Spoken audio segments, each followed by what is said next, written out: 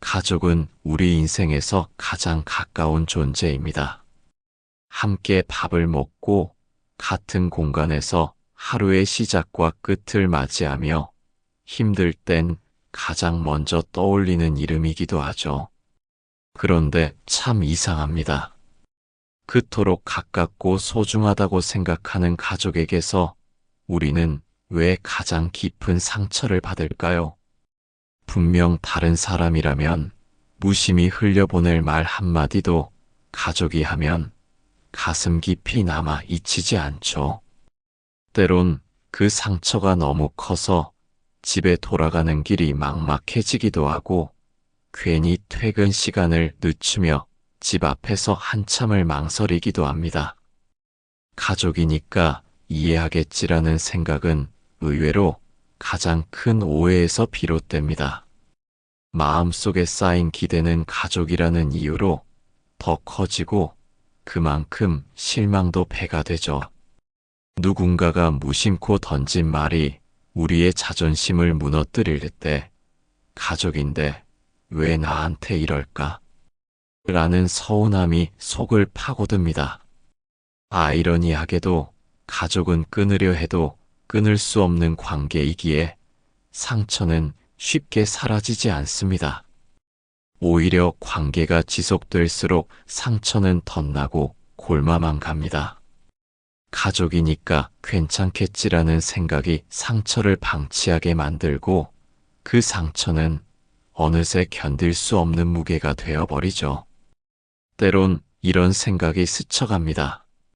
남이면 이렇게까지 힘들진 않을 텐데. 하지만 가족은 남이 아니기에 더 아프고 더 지워지지 않는 걸까요? 우리는 왜 가장 가까운 사람에게서 상처를 받을까요? 그리고 그 상처를 어떻게 마주해야 할까요? 지금부터 함께 그 답을 찾아가 봅시다. 구독, 좋아요는 사랑입니다. 처음에는 마냥 행복할 줄 알았습니다. 손을 잡을 때마다 설레고 눈만 마주쳐도 웃음이 나던 그 사람.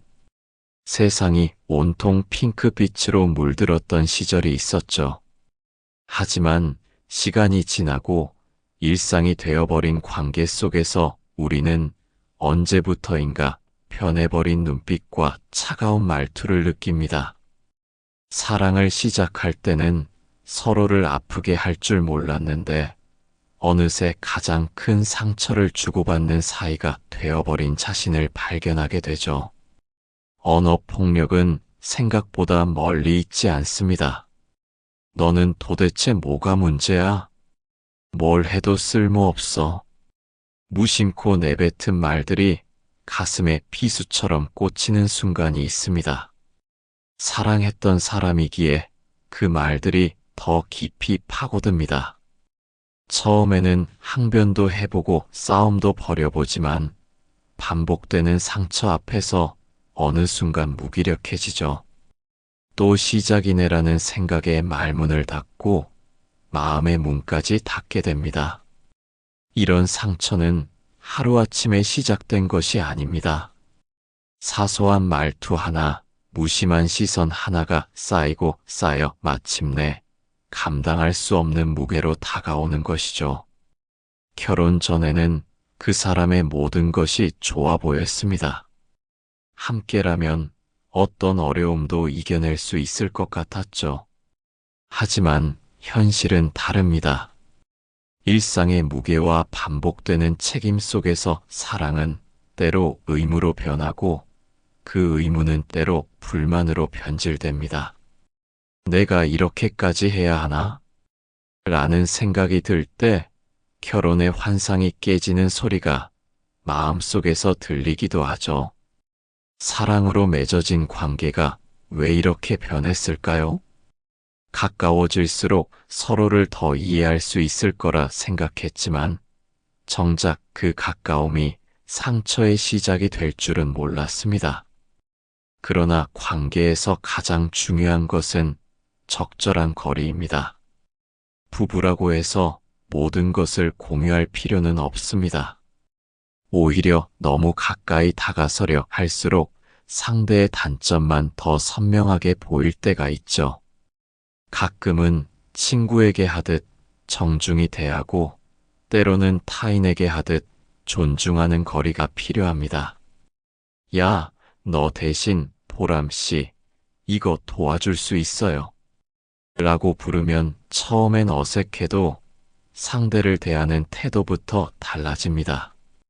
말투 하나가 부부 사이의 공기를 바꾸고 그 작은 변화가 관계의 틈을 메울 실마리가 될 수 있죠. 상처를 회복하려면 먼저 인정해야 합니다. 내가 너무 예민한가? 라며 자신을 탓하지 말고 상처받은 마음을 그대로 바라보세요. 나는 아팠다는 사실을 인정하는 것, 그것이 회복의 시작입니다. 그리고 상대를 바꾸려 하기보다 나부터 달라지는 용기가 필요합니다. 작은 존중이 큰 차이를 만들고 그 차이가 다시 사랑으로 이어질 수 있음을 믿어야 합니다. 사랑했기에 상처받았지만 사랑했기에 다시 회복할 수 있는 것이 부부라는 관계 아닐까요? 부모와 자식은 세상에서 가장 끈끈한 관계라고들 합니다. 피 한 방울 섞인 가족이기에 서로를 이해할 수 있을 거라 믿죠. 부모는 자식을 위해 모든 것을 내어주고 자식은 부모의 기대에 부응하려 애씁니다. 하지만 그 사랑이라는 이름 아래 때로는 씻을 수 없는 상처가 자리 잡기도 합니다. 내가 너를 어떻게 키웠는데라는 말이 자식에게는 무게로 다가오고 부모니까 받아줘야지라는 생각이 오히려 관계를 더 멀어지게 만듭니다. 가까운 만큼 기대가 큰 만큼 실망도 깊어지죠. 부모라면 누구나 자식이 잘 되길 바랍니다. 하지만 그 기대가 과하면 자식에게는 부담으로 느껴질 수 있습니다. 왜 다른 애들은 다 잘하는데 넌 왜 그래? 라는 말은 격려가 아니라 비교와 비난으로 들립니다. 자식은 그 말 한마디에 자존감이 무너지고 부모의 기대에 미치지 못한 자신을 탓하게 되죠.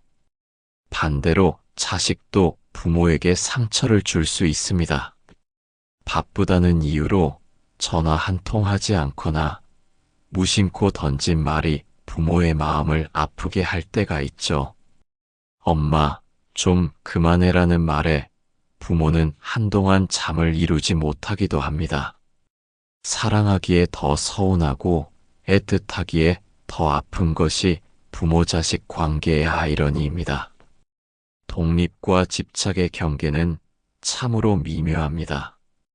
자식은 자라면서 자연스럽게 부모로부터 벗어나려 하고 부모는 자식을 놓지 않으려 합니다. 내 자식이니까라는 마음은 때로 지나친 간섭이 되고 자식은 그 마음을 이해하면서도 숨이 막힙니다. 부모 역시 자식에게 의지하며 외로움을 달래려 하지만 자식에게는 그 기대가 부담스럽기만 합니다. 결국 서로를 위해 한다는 행동이 오히려 관계를 소원하게 만들죠. 서로를 너무 붙잡으려 하기보다 적당한 거리를 두는 것이 필요합니다. 가끔은 한 발짝 물러서서 바라보세요. 거기서부터 진짜 이해가 시작됩니다. 사랑에도 기술이 필요합니다. 내가 잘 되길 바라는 거야라는 말이 진심이라면 때로는 그냥 지켜봐 주는 것이 더 큰 사랑일 수 있습니다. 실수해도 넘어질 수 있게 두고 실패해도 다시 일어날 수 있게 기다려주세요.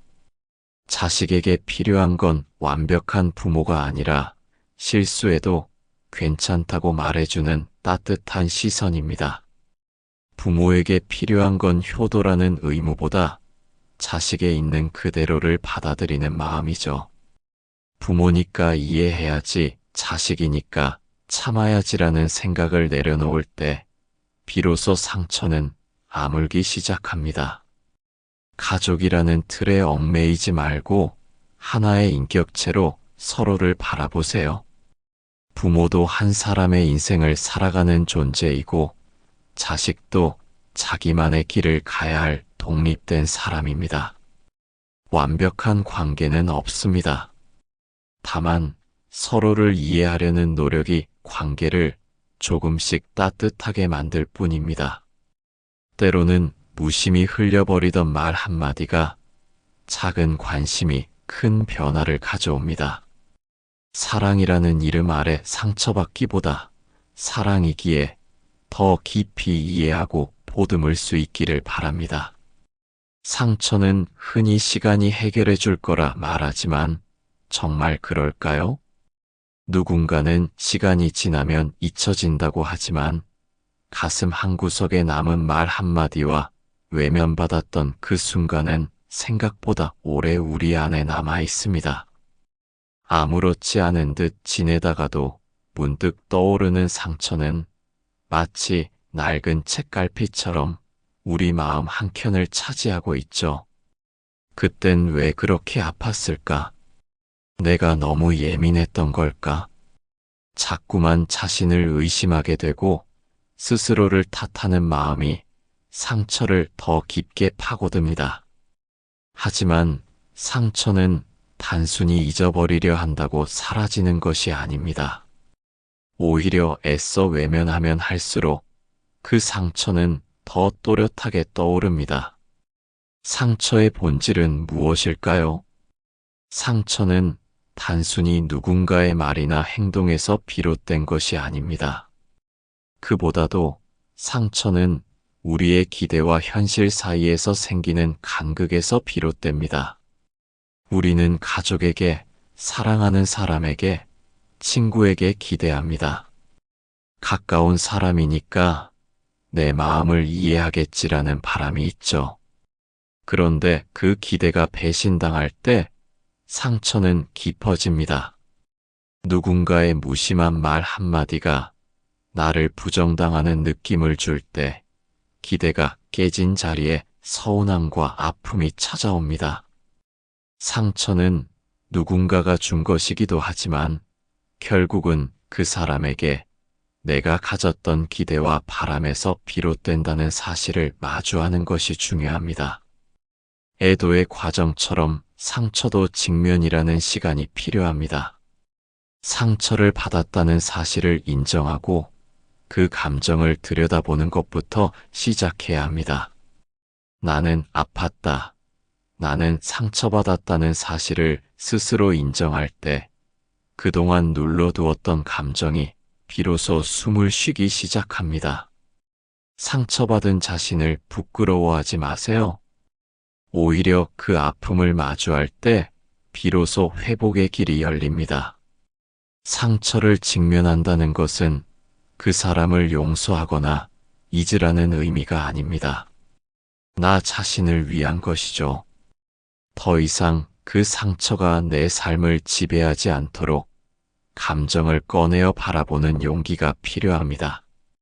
상처를 마주하는 과정에서 우리는 자주 자신을 탓합니다.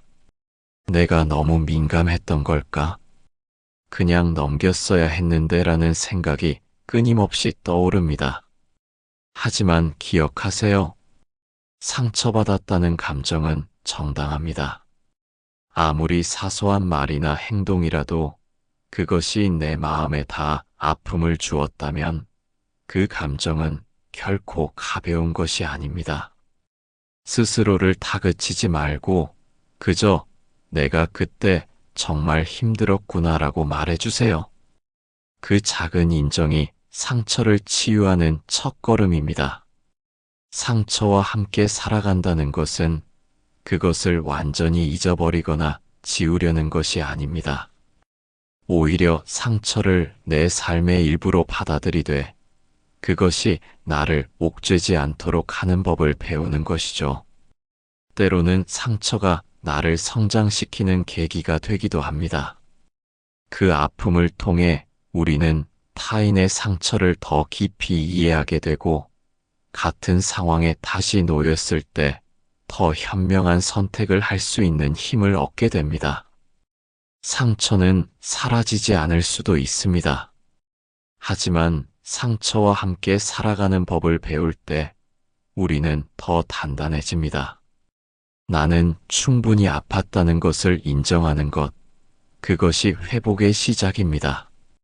상처는 나를 무너뜨리는 것이 아니라 다시 일어설 이유를 가르쳐주는 스승일지도 모릅니다.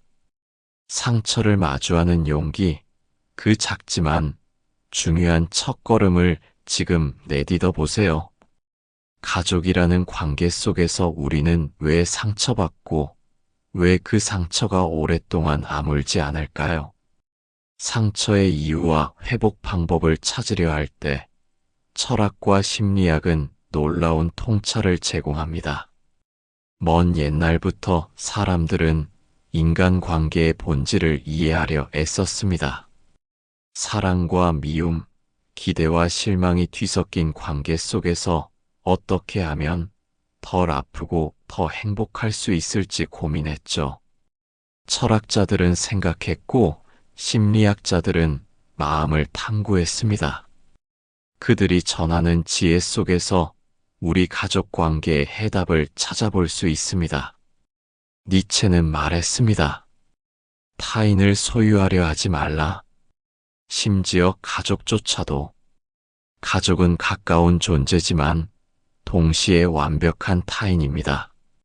부모가 자식을 위해 모든 것을 바친다 해도 자식은 부모의 인생을 대신 살아줄 수 없습니다. 부부가 사랑으로 맺어졌다 해도 서로의 생각과 감정을 온전히 이해할 수는 없습니다. 니체는 이러한 사실을 받아들이라고 말합니다. 관계의 문제는 대부분 내 뜻대로 되길 바라는 마음에서 비롯됩니다. 상대가 나를 이해해 주길, 내 기대에 부응하길 바라기 때문에 상처받는 것이죠. 가족도 독립된 개인이라는 사실을 인정할 때 우리는 관계 속 집착에서 벗어날 수 있습니다. 쇼펜하우어는 인간관계의 고통을 피할 수 없다고 했습니다. 그는 세상은 본질적으로 고통스럽다고 보았고, 그 중에서도 가장 깊은 고통은 가까운 관계에서 온다고 말했죠. 가족에게 받은 상처가 더 오래 남는 이유는 우리가 그 관계에 더 많은 감정을 쏟기 때문입니다. 하지만 쇼펜하우어는 기대하지 마라. 기대를 버릴 때 평온해진다고 조언합니다. 무조건 상대를 이해하려 애쓰기보다 때로는 기대를 내려놓고 상대를 있는 그대로 바라보는 것이 상처를 덜 받는 길일 수 있습니다. 상대가 변하길 바라기보다 내 마음의 중심을 찾는 것이 더 중요하죠. 아들러 심리학은 관계의 회복의 실질적인 방법을 제시합니다. 그는 인간의 모든 고민은 인간관계에서 비롯된다고 했습니다. 그러면서도 관계를 개선하기 위해 가장 중요한 것은 공동체 의식이라고 강조했죠. 가족도 하나의 공동체입니다. 그 안에서 서로가 존중받고 있다는 느낌을 받을 때 관계는 회복됩니다. 작은 것부터 시작해 보세요. 평소 무심코 쓰던 호칭을 바꿔보는 것만으로도 분위기가 달라질 수 있습니다. 야, 이리 와 대신 민수 씨, 이거 같이 할래요? 라고 말해보세요. 존중은 말투에서부터 시작됩니다. 처음에는 어색하지만 그 존중이 쌓이면 관계의 틈이 조금씩 메워집니다. 불교와 스토아 철학은 관계에서 거리두기와 수용의 중요성을 말합니다. 석가모니 부처님은 모든 고통의 근원을 집착에서 찾았습니다.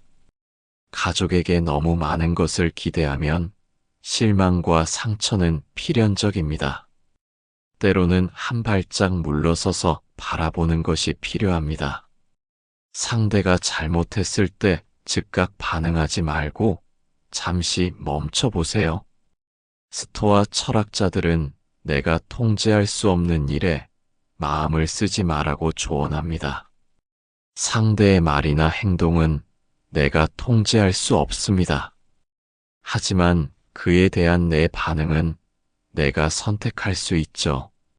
상대의 말 한마디에 즉각 상처받기보다 저 사람의 말이 내 진짜 가치를 결정하지는 않아라고 마음속으로 되뇌어 보세요. 그 작은 생각의 전환이 마음을 지키는 힘이 됩니다. 심리학에서는 실질적인 소통법을 강조합니다. 상처받은 마음을 담아두기보다 차분히 말로 표현해 보세요.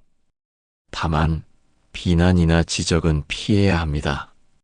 당신 때문에 힘들었어. 대신 나는 그때 참 속상했어라고 말하면 상대도 방어적이지 않게 됩니다. 그리고 경청하세요. 상대의 말을 끊지 말고 끝까지 들어주세요. 듣기만 해도 관계는 놀랍도록 달라집니다. 우리는 대화를 할 때 이해받기를 바라지만 때로는 먼저 이해하려는 노력이 관계를 부드럽게 만듭니다. 상처 주고 상처받는 것이 가족이라는 생각이 들 때 철학과 심리학은 이렇게 말합니다. 기대와 집착을 내려놓고 존중과 이해로 채워라. 완벽한 가족은 없습니다. 다만 서로를 조금 더 이해하려는 마음, 조금 더 배려하려는 행동이 상처를 덜어냅니다. 때로는 거리두기가, 때로는 작은 관심이 상처를 치유합니다. 사랑은 말로만 존재하지 않습니다. 태도와 행동 속에, 그리고 이해하려는 그 마음 속에 있습니다. 가족에게 받은 상처는 시간이 지나도 쉽게 아물지 않습니다. 가끔은 잊었다고 생각하다가도 어떤 말 한마디나 상황이 떠오르면 다시 그때의 감정으로 돌아가 버리죠. 하지만 상처를 안고 살아가야 한다면 최소한 그 상처가 나를 지배하지 않도록 하는 방법을 찾아야 합니다. 상처를 치유하는 과정은 마치 다친 피부를 치료하는 것과 같습니다. 상처가 깊으면 더 오래 걸리지만 적절한 방법으로 다루면 언젠가는 흉터가 되죠. 그 흉터를 바라보며 그래, 나는 여기까지 왔어라고 말할 수 있는 날이 오기를 바랍니다. 가장 먼저 시도할 수 있는 것은 호칭과 말투를 바꾸는 것입니다. 우리는 가족이기에 무심코 함부로 대하는 경우가 많습니다. 야, 너라고 부르는 것이 익숙하지만 한번 상대의 이름을 불러보세요. 민수 씨, 이거 도와줄 수 있어요. 라고 말하는 순간 상대를 대하는 태도가 달라집니다. 존댓말을 사용하는 것도 좋은 방법입니다. 존댓말은 단순한 형식이 아니라 상대를 존중하는 마음을 담는 그릇입니다. 부부 사이에서 존댓말을 사용하면 싸움의 강도가 낮아지고 부모와 자식 사이에서도 예의를 지킬 수 있는 분위기가 형성됩니다. 처음에는 어색하겠지만 작은 변화가 관계의 긴장을 완화하는 첫걸음이 됩니다. 두 번째로 중요한 것은 가족 내 거리두기입니다. 우리는 가족이라면 모든 것을 공유해야 한다고 생각하지만 오히려 적절한 거리 유지가 건강한 관계를 만듭니다. 부모라 해도 자녀의 모든 일에 개입할 필요는 없고 자녀도 부모에게 모든 감정을 쏟아낼 필요는 없습니다.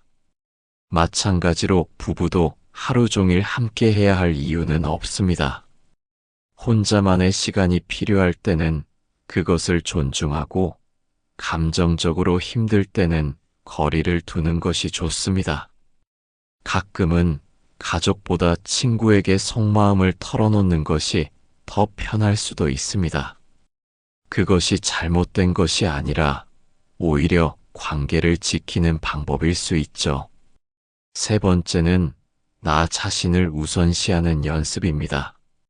가족이라는 이유로 늘 희생하고 배려하는 것이 당연한 것처럼 여겨지지만 그 과정에서 정작 자신을 잃어버린다면 결국 더 큰 상처로 돌아옵니다. 나는 왜 항상 참아야 하지? 라는 생각이 든다면 스스로에게 이렇게 물어보세요. 나는 지금 행복한가? 자신의 감정을 돌보는 것이 먼저입니다. 필요하다면 잠시 가족과 거리를 두고 스스로를 회복하는 시간이 필요합니다. 책을 읽거나 산책을 하거나 혼자만의 시간을 가지면서 나를 위한 시간을 만들어 보세요. 가족을 위한 희생이 반드시 나의 행복으로 이어지는 것은 아니므로 나 자신을 먼저 돌보는 것이 관계를 유지하는 데도 도움이 됩니다. 네 번째는 과거를 묻지 않는 대화법 실천입니다. 가족 간의 갈등은 대부분 과거를 들춰내면서 악화됩니다. 너 예전에 그랬잖아. 지난번에도 똑같았어라는 말이 나오면 대화는 감정 싸움으로 변질됩니다. 상처받았던 기억을 끄집어내는 것이 아니라 현재의 감정에 집중해야 합니다. 나는 지금 이런 기분이야 라고 말하면 상대도 방어적인 태도를 덜하게 됩니다. 문제를 해결하기 위해서는 감정을 직설적으로 표현하기보다 나는 이렇게 느꼈어라고 부드럽게 이야기하는 연습이 필요합니다. 마지막으로 중요한 것은 상처 주던 가족과 화해하는 과정입니다. 여기서 화해란 반드시 관계를 완벽하게 회복하는 것을 의미하는 것이 아닙니다. 때로는 마음속에서 용서하는 것이고, 때로는 물리적인 거리두기를 유지하는 것이 더 나은 선택일 수도 있습니다. 중요한 것은 상처를 준 사람에게 내 감정을 솔직하게 표현하고 그 관계에서 벗어나야 한다면 벗어날 용기를 갖는 것입니다. 모든 관계를 억지로 회복할 필요는 없습니다. 하지만 가능하다면 나는 그때 이런 말 때문에 상처를 받았어라고 이야기해 보세요. 상대가 어떻게 반응하든 내 감정을 표현하는 것만으로도 마음이 한결 가벼워질 수 있습니다. 상처를 치유하는 과정은 하루아침에 끝나지 않습니다. 하지만 작은 실천들이 쌓이면 어느 순간 마음속 상처도 조금씩 옅어집니다. 중요한 것은 그 상처에 머물러 있지 않는 것입니다. 우리는 가족이라는 이름으로 인해 받은 상처를 치유하는 법을 배워야 합니다. 그리고 그 과정을 통해 더 건강한 관계를 만들어 갈 수 있습니다. 가족은 무엇일까요? 같은 집에서 함께 밥을 먹고 같은 시간을 공유한다고 해서 가족이 되는 걸까요? 우리는 태어나면서 자연스레 가족이라는 관계 안에 속하지만 그 안에서 진정한 가족을 만나는 일은 생각보다 어렵습니다. 피가 섞였다고 다 이해할 수 있는 것도 아니고 오랜 시간 함께 했다고 다 사랑할 수 있는 것도 아닙니다. 때로는 남보다 더 낯설고 멀게 느껴질 때가 있죠. 하지만 아이러니하게도 우리는 그 관계에서 가장 큰 기대를 하고 가장 깊은 상처를 받습니다. 가족이니까 이해하겠지, 가족이니까 참아야지라는 생각이 오히려 상처를 더 깊게 만들기도 하죠. 우리는 종종 가족이라는 틀에 갇혀 서로를 있는 그대로 바라보지 못합니다. 부모는 자식을 자신의 연장선으로 여기고 자식은 부모를 끝없는 이해의 대상으로만 봅니다. 부부는 하나가 되어야 한다는 사회적 기대에 갇혀 개인으로서의 경계를 잃기도 하죠. 하지만 가족이라는 관계도 결국 사람과 사람의 만남입니다. 기대와 의무 대신 이해와 존중이 먼저일 때 그 관계는 비로소 진짜 가족이 될 수 있습니다. 가족이기 때문에 당연한 것은 없습니다. 오히려 가족이기 때문에 더 많은 노력과 배려가 필요합니다. 상처는 가족을 멀어지게도 하지만 때로는 더 가까워지게도 합니다. 상처를 주었던 순간들을 떠올려 보세요. 그 말과 행동 뒤에는 어떤 마음이 숨어 있었을까요? 부모의 잔소리는 걱정이었을지 모릅니다. 자식의 무심한 말은 사랑받고 싶다는 표현이었을지도 모르죠. 부부 사이의 차가운 말들은 오랫동안 말하지 못한 외로움의 다른 얼굴일 수 있습니다. 상처 속에 숨은 마음을 발견할 때 우리는 관계의 다른 면을 볼 수 있습니다. 그것이 이해의 시작입니다. 완벽한 가족은 없습니다. 서로 다르고 때로는 부딪히며 상처를 주기도 합니다. 하지만 진짜 가족은 상처를 모른 척하지 않습니다. 마주보고 듣고 이해하려 노력합니다. 때론 시간이 필요하고 때론 거리가 필요하지만 결국 중요한 건 포기하지 않는 마음입니다. 이해하려는 작은 시도, 존중하려는 작은 행동이 모여 관계를 바꿉니다. 가족이라는 이름 안에 숨어있던 오해와 서운함을 하나씩 걷어내면 그 안에서 진짜 가족을 만날 수 있습니다. 살다 보면 가족 때문에 울고 가족 때문에 지치기도 합니다. 하지만 돌아보면 다시 기대고 싶은 곳도 결국 가족일 때가 많죠. 그 기대가 상처로 돌아오지 않으려면 이제는 다르게 바라보아야 합니다. 왜 나만 이해해야 하지? 가 아니라 우리가 서로를 조금 더 이해할 수 있다면이라고 생각해 보세요. 완벽하지 않아도 괜찮습니다. 가끔은 서툴러도 때로는 엉망이어도 결국 함께 할 수 있다면 그것으로 충분하지 않을까요? 우리는 가족이라는 이름 아래 사랑이라는 이유로 상처받았지만 그 사랑이 있었기에 다시 이해할 수 있는 힘도 얻습니다. 진짜 가족은 늘 완벽할 수는 없지만 서로를 이해하려는 마음으로 완성됩니다. 기대와 의무 대신 이해와 존중으로 채워지는 관계. 그것이 바로 우리가 찾아야 할 진짜 가족입니다. 이제 당신의 가족을 다시 바라보세요. 상처를 남긴 그 말들 뒤에 숨겨진 마음을 찾아보세요. 그리고 한 번 더 용기를 내어 다가가 보세요. 진짜 가족은 멀리 있지 않습니다. 바로 당신의 작은 이해와 따뜻한 시도 속에 있습니다.